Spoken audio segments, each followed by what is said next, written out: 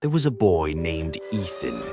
He loved exploring abandoned places, always chasing the thrill of the unknown. One night, he heard about an old mansion on the edge of town, a place no one dared to enter. People whispered stories about strange noises, ghostly shadows, and the chilling disappearance of anyone who stayed too long.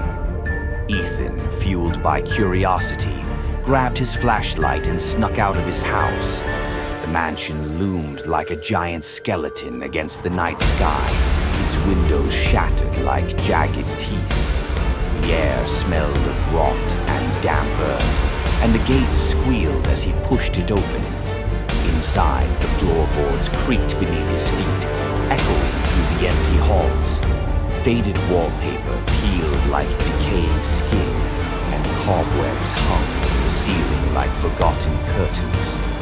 As Ethan moved deeper into the mansion, he noticed scratches along the walls, deep, jagged marks as if something had clawed its way through the wood. Then he found the door.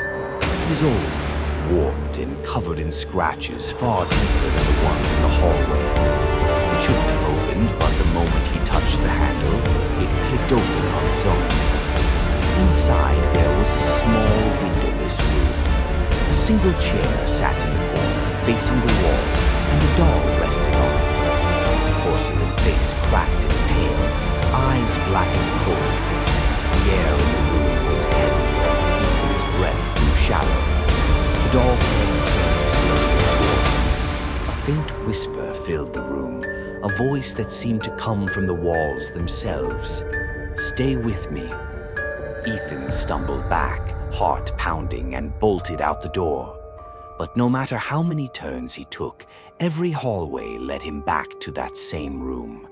The doll was always there, waiting, its head tilted a little more each time, as if it were watching him more closely. His flashlight flickered and died, plunging him into darkness. Shadows stretched and twisted around him, shapes moving in the corners of his vision. The whispers grew louder, echoing through the walls, overlapping in a cacophony of desperate voices. "Stay with us. Play with us. Don't leave," Ethan screamed, banging on the walls, scratching at the door, but the mansion swallowed his cries like a living thing. The last thing Ethan saw was the doll's hollow eyes, glowing faintly in the dark before everything went silent. The mansion still stands, a crumbling relic of forgotten nightmares. And sometimes, on quiet nights, people walking by swear they hear a boy's voice echoing from inside, begging, pleading for someone to find him. But no one ever does.